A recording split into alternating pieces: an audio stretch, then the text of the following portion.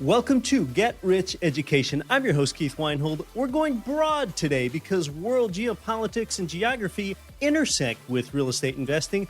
How is the United States positioned relative to the rest of the world? We'll also talk about world and U.S. monetary policy, interest rates, and inflation versus deflation, all with an astounding guest. It's How the World Works today on Get Rich Education.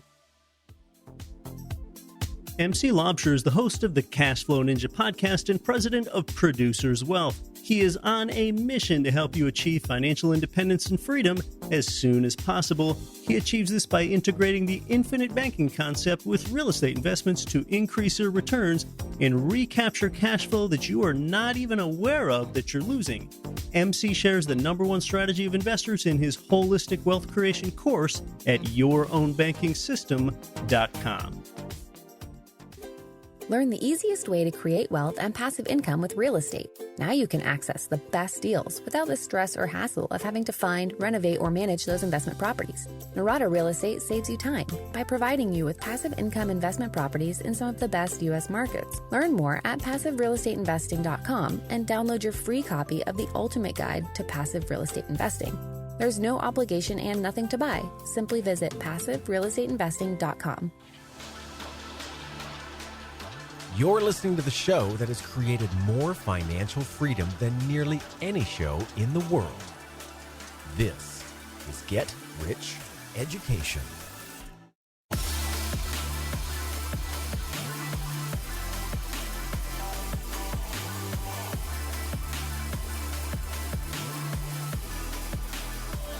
Welcome to Get Rich Education. I'm your host, Keith Weinhold. Well, what does the United States mean to the rest of the world today economically and geopolitically? And how does that trickle down to where you decide to invest in real estate? Yes, sometimes you've got to go broad. And today we're going to go about as broad as you can go, save for perhaps a show we did with futurist Steven Kotler years ago, where we even stretch your mind and talked a bit about asteroid real estate. Then we're going to winnow things down next week as we look at geopolitics inside the U.S. borders. We're going outside today. Then finally, 2 weeks from now, we'll winnow down to your specific real estate investing strategy inside your own portfolio. You know, I talk to some people in the periphery of my circle that are very well educated and they're skilled speakers, where the majority of these types have seemed to enjoy spelling doom for the United States economy for the last 5 to 10 years, say. And the U.S. does have its set of problems, no doubt, and we'll discuss some of those today. But what about taking the, I'll call it, unpopular side and even saying, well, the U.S. economy is currently strong, and it's actually going to get a little stronger in coming years. Well, whether you believe that or you don't, it is a notion at least worth considering. And I know that today's guest tends to have a more optimistic outlook than most of these pervasive econo-bears do. What if the U.S. economy actually strengthens? It seems so unpopular to say that out loud, but you've got to at least consider that side. Are there any substantial threats to the United States dollar? Does any other world currency threaten to replace the dollar that's in your wallet right now? You're going to get a resoundingly clear answer today. Today's guest's knowledge of how the world works is really just flat out remarkable, and I think that his name is growing. If you're a longtime listener, like so many of you are, you'll remember when he was here with us back on the show twice in 2016. The remarkable Peter Zeihan joins us for the first of two back-to-back shows right now.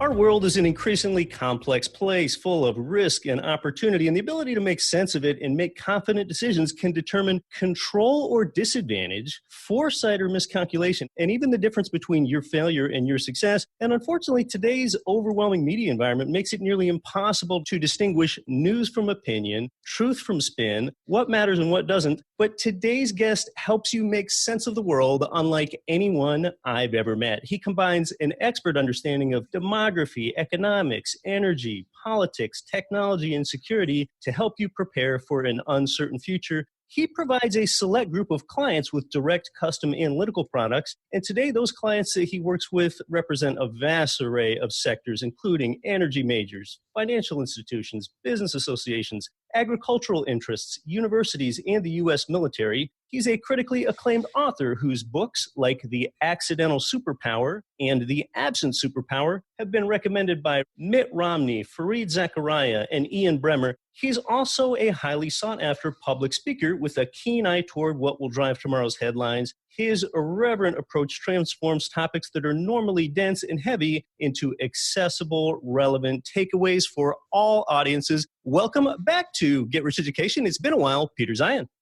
It's great to be back.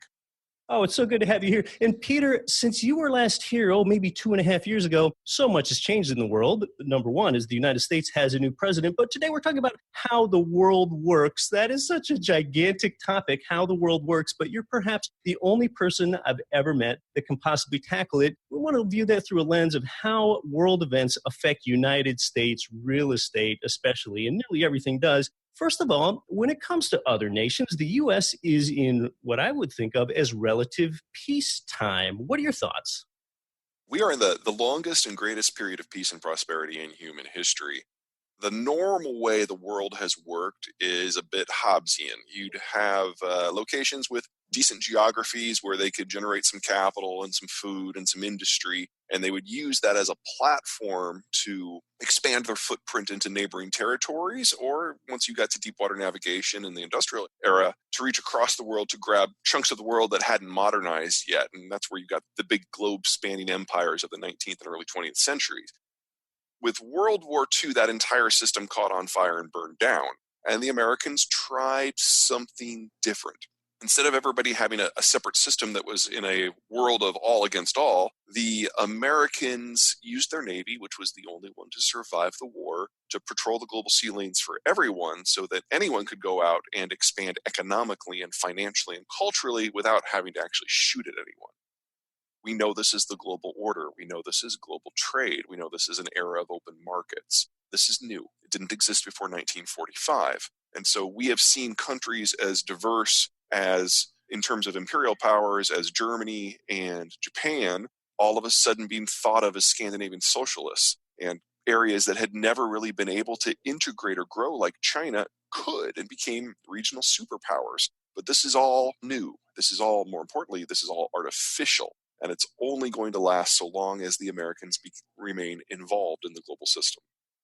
To me, it seems more likely we are going to stay out of war just for reasons of corporate internationalization. For example, Apple, a United States company, now has a presence and factories in other places in the world, whether that be Germany or Vietnam or Morocco or wherever they are. So we all kind of have this connectivity that we didn't have before. Right, but that is exactly the sort of outcome that comes from a globalized system. Without the United States providing global security, and sometimes that means shooting, you cannot have international manufacturing supply chains.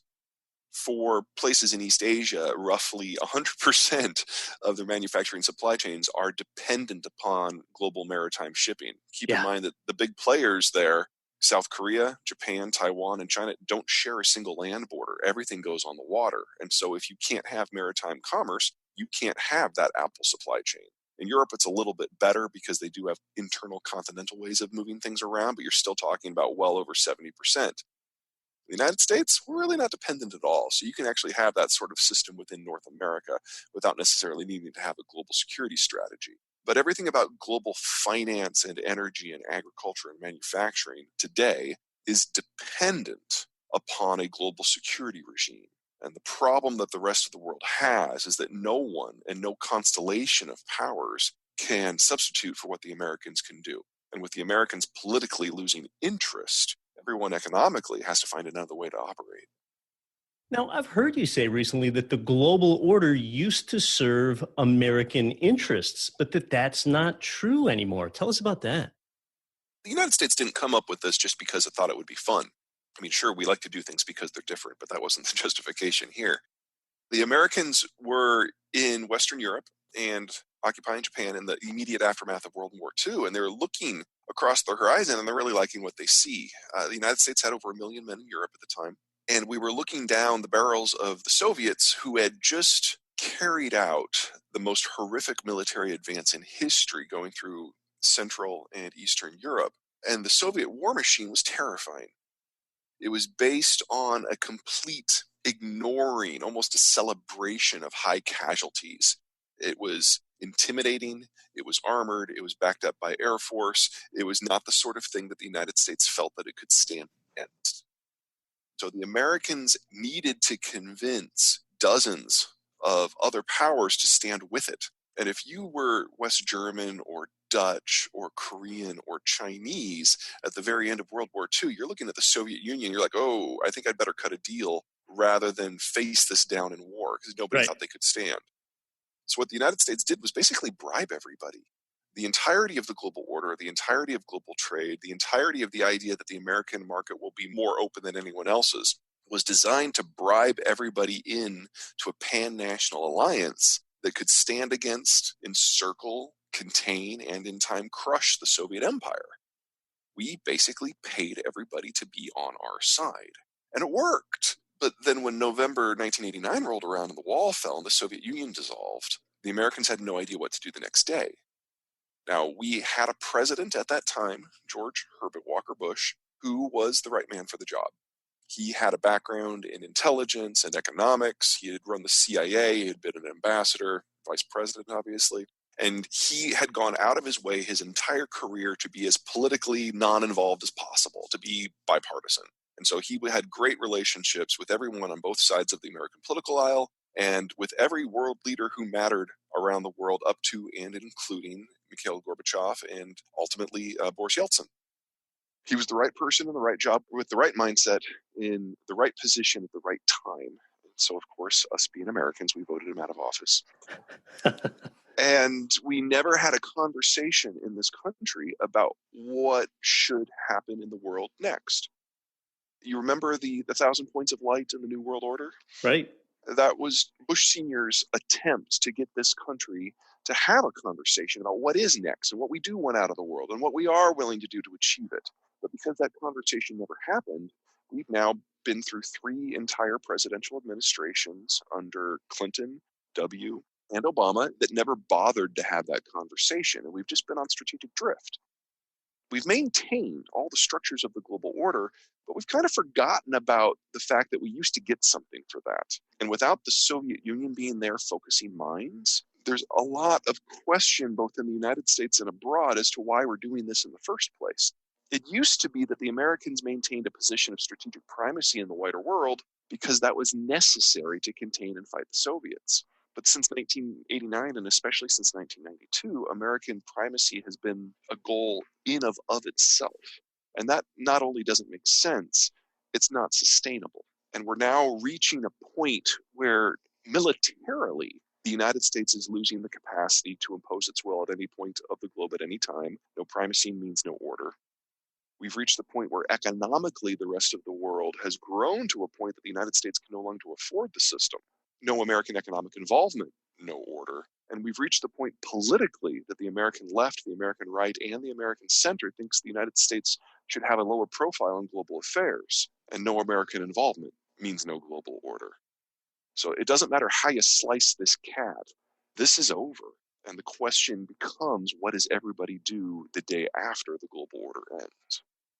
Well, part of the global order and how the United States fits into that is we have been the reserve currency of the world. The dollar holds extraordinary power. Many foreign nations still make transactions as what's denominated in United States dollars. And that intersects with inflationary policy and interest rate policy, not only in foreign central banks, but in U.S. central banks. So talk about the United States and the new role that we have in the global order and how that affects things like inflationary policy. There's a couple chunks to that. I would say that the first chunk has to do with the reality of other currencies. One of the things that we all anticipated when the Europeans formed the euro 20 years ago was that there was going to be this new challenger to the US dollar. When the panda boom made China the second largest economy, everyone assumed that the Chinese, of course, were going to become another reserve currency. The truth has been something a lot more complicated and simple at the same time. The short version is there's no one else.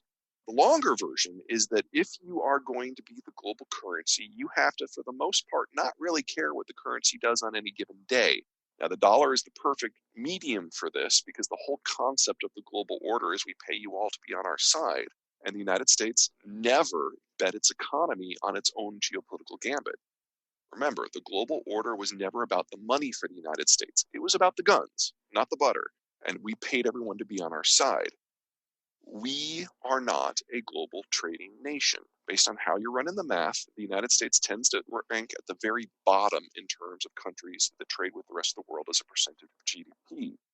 That means that whatever happens to the global currency on any given day, most Americans don't feel it. You're saying we have a high degree of self-sufficiency relative to other nations. Right. Based on whose numbers you're using, we are somewhere between 85 and 90% self-sufficient. Yeah, that's astounding. Germany, for comparison, is only about 40% self-sufficient. And even that belays the impact that any sort of interruption in financial flows or energy flows would have on their economy. Number one, the United States is really the only major economy that falls into that category. It's the only one that's big enough and insulated enough to not really care. Second, if you muck around in currency policy, you are a horrible store of value. So let's just kind of tick down the line. The Chinese economy is the most over-subsidized one in human history. Their financial system is basically based on massive throughput and subsidization. And if it was ever exposed to the global economy without barriers, the capital flight out of the Chinese system would be monumental. It is already in excess of $1 trillion a year, probably going to increase as these imbalances become more and more problematic. The Chinese know this. About 3 years ago, they tried to expose their system a little bit more to the wider world so that they could be more of a financial power. And they discovered that the capital flight was so extreme that they shut it down. So Chinese interaction financially with the rest of the world is actually less now than it was 2 years ago. And I don't expect that to increase really ever again. That's China. Europeans have confiscated insured bank deposits to pay for their bailout system. They started doing that about 7 years ago. As a result, the euro has basically withered on the vine as a international reserve currency. It's lower now than it was then. So that's them. Third country down is Japan. Now, the Japanese have a financial system roughly similar to the Chinese, not as extreme, and they haven't tried to internationalize the yen since the 1980s. That triggered exactly the sort of the capital flight system that the Chinese had in the 2010s. So the Japanese stopped it. They're not a competitor. Next one down is Britain. And even before this Brexit fun and games scared everybody away from the city, everybody in the world can really only agree on one thing, and that's the Brits should never be in charge of anything ever again. And so the pound is not a realistic option. Yeah. The next country down is Canada. You know, the Canadians run a pretty tight ship, but it's an economy that's 1/11th the size of the United States, and it could never be big enough to lubricate global trade. There's no competition, so you're stuck with the US dollar. Now, what that means in all of these other systems that for various reasons have their own instabilities is that monetary policy becomes a tool of holding the roof on, holding the walls together. The Chinese probably in any given month print 5 to 20 times the amount of currency that we do to force feed and subsidize their system. Europeans have never gotten away from 0% interest rates since they first got there back in, was it 2007? Because they know their bond markets and their banks cannot survive in a normal interest rate environment. The result of all of this is massive currency printing, massive debt, massive capital flight. And that manifests in the United States first and foremost in the bond market, primarily T-bills. Second, manifests in residential real estate, particularly in the gateway cities of Seattle, Santa Monica, San Francisco, Miami, and New York City. A primary reason why we've seen such huge, ridiculous, unsustainable property price appreciation in those cities is because you've got this foreign money coming in, fleeing systems where they fear it's going to be confiscated or they fear for the economic stability of their systems, and they want to get it into a place that has a base rule of law that they think is going to be stable over the decades to come. That's not Germany. That's not China. That's the United States.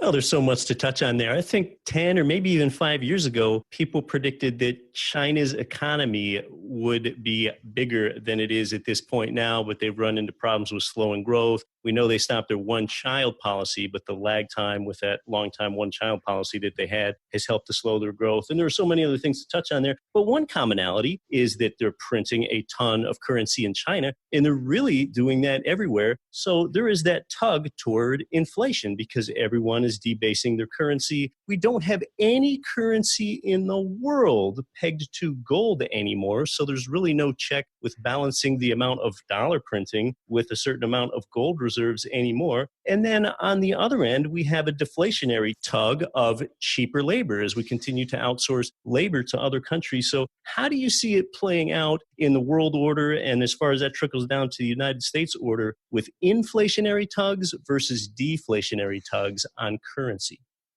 Well, something to keep in mind that money supply is something that needs to increase if you are in a system that is experiencing economic growth. So the US money supply has increased from roughly 4.6 trillion. I know that sounds a lot. In 2000 to roughly triple that today. Now that sounds like a lot, but it hasn't happened in big bumps. It's been a pretty straight line. The Chinese system has gone from 1.4 trillion back in 2000 to something closer to 28 trillion. So they have gone on a level that is just almost unfathomable. And the total Chinese money supply is roughly double that of the American money supply, despite the fact that their currency is internationally traded. So that's what monetarily triggered inflation looks like. But if you've been following your numbers in both the United States and China, inflation really isn't an issue. And that's because the deflationary pulses that we're seeing have been far more powerful. The United States, we know all about the retiring baby boomers and the financial crunch that that's going to bring us. That is real. We should worry about that. But because the American demography is relatively chimneyed, we don't have a lot more people in their 50s than their 40s than their 30s and their 20s and their 10s. It's almost straight down if you chart it out. Right. That means that demand in the United States is relatively tepid, historically speaking. Immigration is helping save the U.S. demographically. Immigration is certainly a net plus in that question. But if demand does not grow to match increases in supply, that oversupply tends to generate deflation rather than inflation. And that is something that the U.S. Federal Reserve is far more concerned about than inflation. So the Federal Reserve, if it was left to its own devices, it would really like interest rates right now to be around 5%. Because we are now a decade after the recovery, and they would really like to have some dry powder that they can use for the next recession. Right. It's not that one is imminent, but one is inevitable. And, the business cycle still exists. But look at everybody else. While the United States demography is more or less straight down, everybody else is inverted. So if you look at a country like Germany, for example, they now have more people in their 50s than in their 40s, and then in their 30s, than their 20s, than their teens. These are countries where productive capacity by those older workers is absolutely mammoth, but there are no young people to consume the production, and so they have to dump the excess on the international market. One of the problems with President Trump is that he's really right on some of the imbalances when it comes to trade. There are a lot of countries out there, Korea, Japan, China, Germany, the Netherlands, that have this inverted demography. And they are dumping massive deflationary pressures into the global system. Now, from a consumer point of view, this keeps inflation at bay. You can see the positives.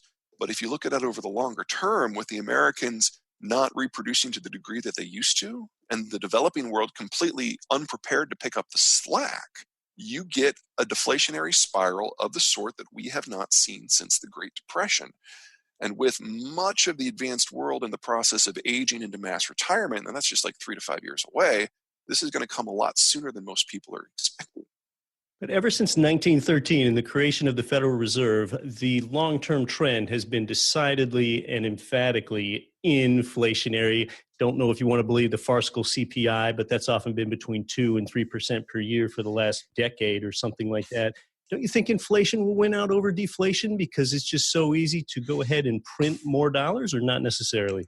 Not in the traditional sense. You got to remember that one of the reasons the world has been inflationary isn't so much because of the adoption of the fiat currency policy, but it's because of the global order. We brought more and more people and more countries into a larger and larger whole. And those economies of scale generated first stability and then wealth on a scale that humans have never seen. And as we got to the modern economy where everyone's basically integrated and growing and safe, the demand increases from a steadily enlarging population becoming steadily richer were very real, and that generated the inflationary world we know. But that now is flipping. Global demography is inverting, taking away the demand growth, and global stability is about to fall apart, which will take away the sanctity of supply chains. That will lead us with a series of competing trends. On the one hand, you're going to have disinflation. Ongoing technological advancements, primarily in the United States, are making us more efficient. Now, disinflation is not necessarily a negative, but it does impact the headline inflation numbers. Another piece of it will be deflationary. All this overproduction we're seeing, primarily out of Europe and the East Asian Rim, when it gets dumped on the global market, oversupply, insufficient demand, that is the worst of all worlds from many points of view. And that's what triggers the sort of spirals we saw in the Great Depression.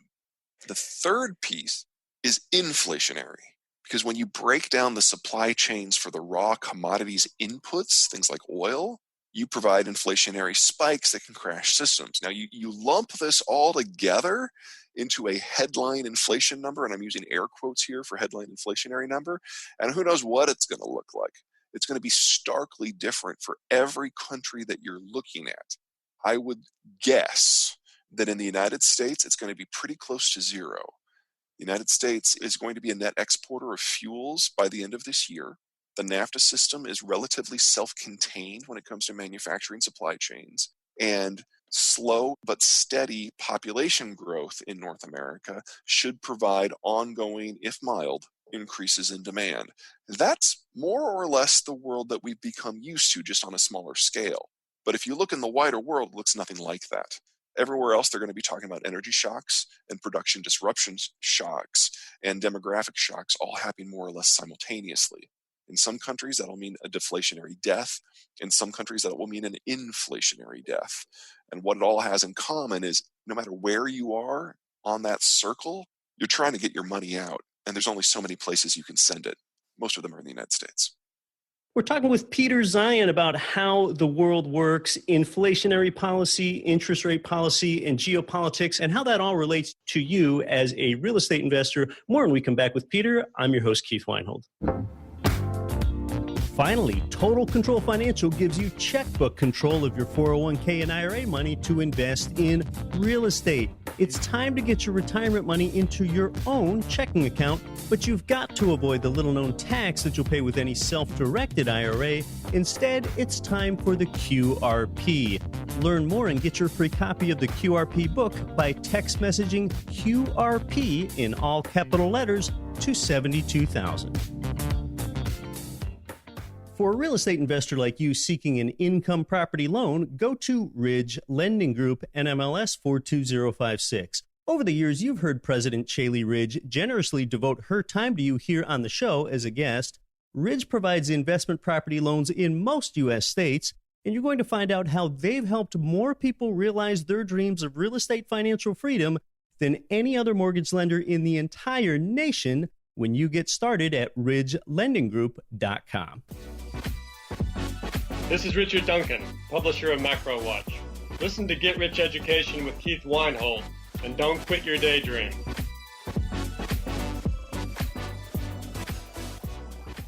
Welcome back to Get Rich Education. We're talking with Peter Zeihan about how the world works. You can book Peter as a speaker. He recently wowed an audience at the Land Investment Expo in Des Moines, Iowa. Learn more about him at Zeihan.com. That's Zeihan.com. Peter, let's talk about interest rate policy globally and how that trickles down and affects U.S. interest rate policy, including, is there a negative interest rate specter out there? Negative interest rates are going to be part of the future, but I don't think they're going to be part of the American future. Interesting. You go for negative interest rates when demand is completely collapsed and you're trying to stimulate some sort of activity, whether it's at the consumer or industrial level. Even with the slowdown in the birth rate, Americans are still repopulating, even almost at the replacement level. You throw in immigration in the United States is broadly positive. So demand here is going to be sustainable and large enough to prevent the United States from needing to flirt with that sort of situation. But that's not the case really anywhere else. I mean, Japan has been in a functionally negative interest rate environment for 20 years already, and I don't expect that to go away. Their population, their birth rate peaked back in the 70s, and their population's been shrinking ever since. So you're looking at smaller and smaller levels of demand, greater and greater dependence on exports. Now they've found a way to kind of thread that needle. They just closed down the industrial plant and relocated into other countries. So they're not nearly as dependent upon supply chains as they used to be. In fact, they just kind of import the capital from their sales. So when you think about the Japanese in terms of industry today, most of their facilities that are producing things are in places like the United States, where they're right next to the consumer. That gives them a degree of insulation. That means they're not exposed to as much of the international chaos as, say, China. Now, I don't really pay attention to what the Chinese central bank says the interest rates are any day because it's a subsidized lending system. Their system has been in effect for negative interest rate loans ever since the opening began back in 1980. Now, it's easier to get that credit if you happen to be a state institution. And whenever the Chinese decide they want to try to fix this system, the economy starts to bottom out. People start to get agitated. They start to get together in large groups and go on long walks together. And then the Chinese just open the taps again, and whatever the official interest rate happens to be damned. This is a system that just floods itself with credit endlessly. Now, that is not technically a negative interest rate environment, but functionally it's the same thing. The Europeans, they try to run things a little bit more by the book. And so what their policy is tends to be what they say it is. Their negative interest rates are a very real probability. We've been at zero for a decade. The European economy is more indebted in terms of state debt now than it was then when the financial crisis broke. Their banking sector is far worse now than it was 10 years ago. And they're never going to get out of a zero interest rate environment. So experimenting with things below zero is something they're already doing on the margins. I would expect the European Central Bank to make that more official in the next couple of years, because there is going to be another global recession. There is certainly going to be a sixth European recession. Most people look at what's going on in Turkey and Germany and Britain right now and say that the recession is politically infused. And I'm not saying that's incorrect. I mean, Britain would obviously be in a better position if it wasn't for what's going on with Brexit. And Turkey would obviously be in a better position if not for Erdogan being a little crazy. But these are countries that have been risking an economic recession for some time. So the two, in my opinion, have really overlapped to cause their current problem. What's different this time around? Two things. Number one, Europe never fully recovered from the 2007 recession. So writ large, the European economy is only a few percent larger than it was from the trough of the 2007 to 2009 breakdown. They've already had 5 European-wide recessions since then. So they're not starting from a great position. Second, because of the demographic situation, they are completely incapable of generating the demand that they need at home in order to trigger their own recovery. So they're starting with 0% interest rates. They're starting with no hope of additional demand, and they're starting from an economically enervated position. This is not simply how economic depressions begin. This is how you become inured to the fact that you will never have positive economic growth again. Just ask the Japanese. This is exactly the situation the Japanese found themselves back in the 1990s. We're talking about global interest rate policy and forecasting that. And oftentimes, to stoke an economy, a nation might lower interest rates so much that they go negative. Now, why would they do that? Well, it's because imagine if you were a bank depositor and you were keeping your deposits at the bank in your city. You must pay the bank monthly for them to hold your deposits for you. You're not generating any interest. Those are negative interest rates, and that's the effect that has. And a nation might do that to stoke their economy because that way people won't leave their money parked as savings, and instead they'll get it out and invest it in a new business or invested in a piece of real estate. So just in general, that's why negative interest rates could potentially help stoke an economy. Well, Peter, just in kind of winding down here with how the world works, and yeah, I gave you a great assignment, right? Tell us about how the world works all in 35 minutes.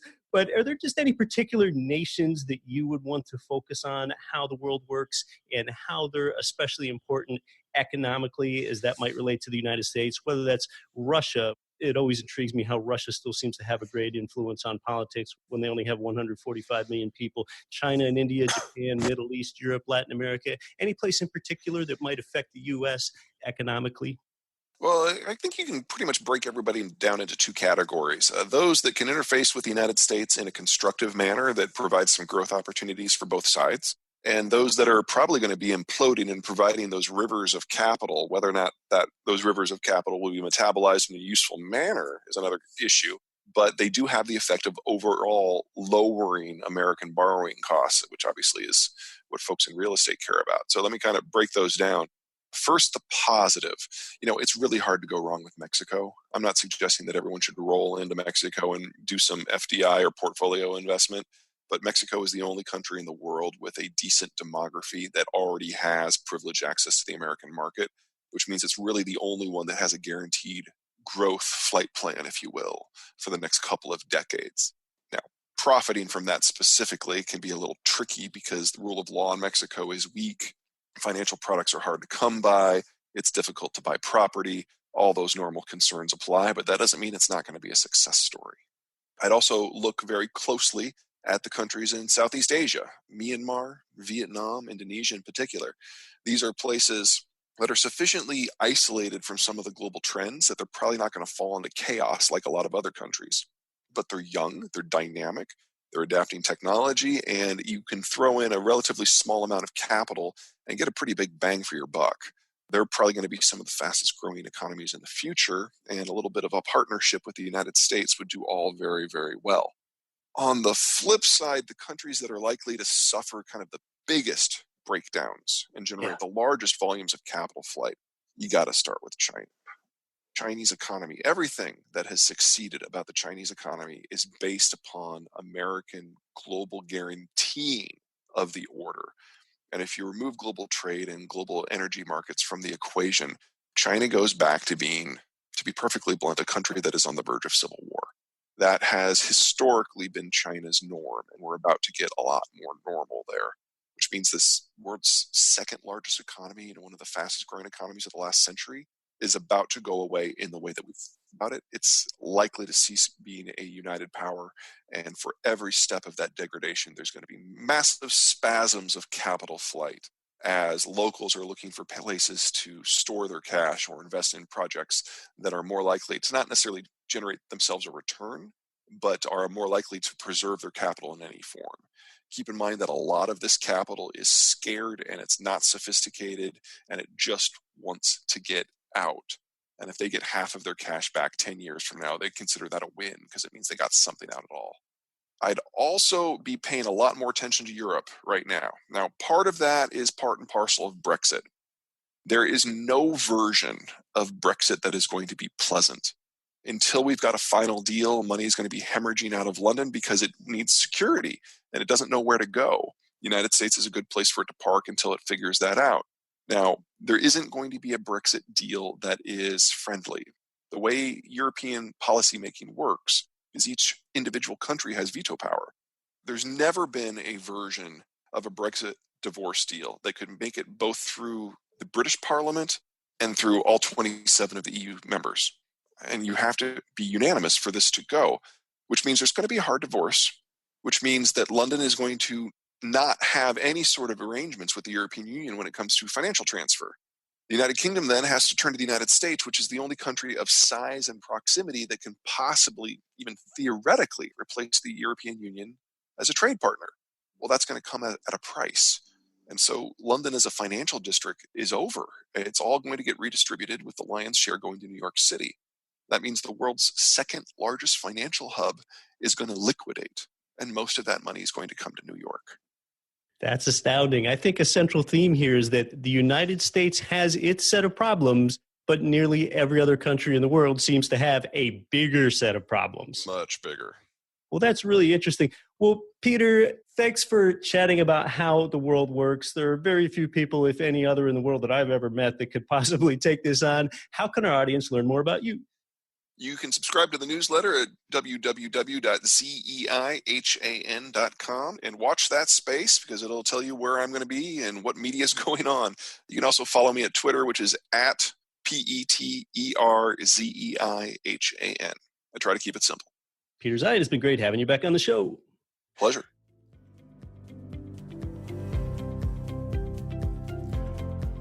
Are there any substantial world threats to replace the US dollar? I think you've got a pretty resounding no today from Peter, and a lot of big picture perspective and monetary policy and the US's place in today's world order.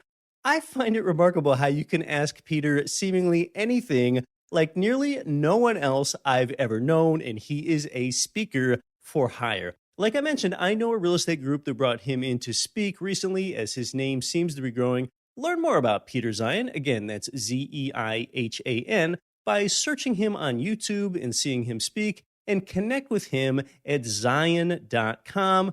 I'm grateful for your listenership, and I also want to point out that I'm personally really grateful that I also get to interview people each week like Peter Zeihan.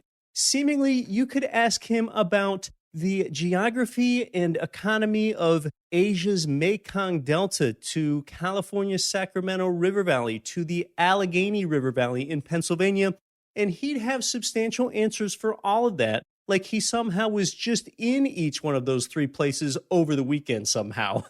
Well, we played largely outside the U.S. borders today. Next week, Peter joins us again, and we're going to go inside the U.S. borders for a United States-centric show. Today is how the world works. Next week will be how America works, again with Peter. Then the following week, you're going to get a great big dose of me, and I'm going to get a little personal and start rooting around inside your own real estate investing portfolio. Yes, you and I getting more intimate in 2 weeks. There won't be any guest, and I think I'm going to make you see money in real estate investing 180 degrees from how you've ever seen it previously here in 2 weeks.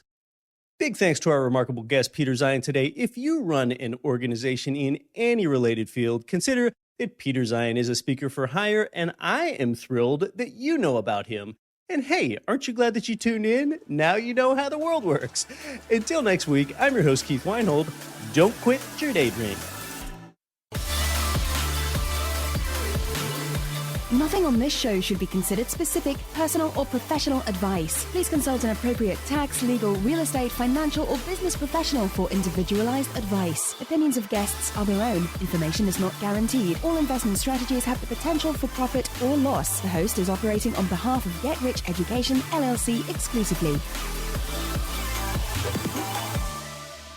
Countless investors get killed on their long-term maintenance costs in their rental property portfolio, but that's far less likely when you buy brand new construction. Let me tell you about my friends at JWB Real Estate Capital in Jacksonville, Florida. They pioneered the build-to-rent model that allows clients like you to invest in new construction, turnkey rental property. That's why JWB has been featured on the front page of the Wall Street Journal and other national media. If you want new construction rental properties in your portfolio, talk to JWB.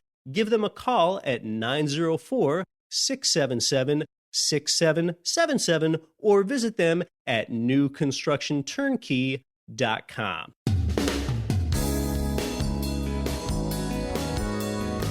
The preceding program was brought to you by your home for wealth building, GetRichEducation.com.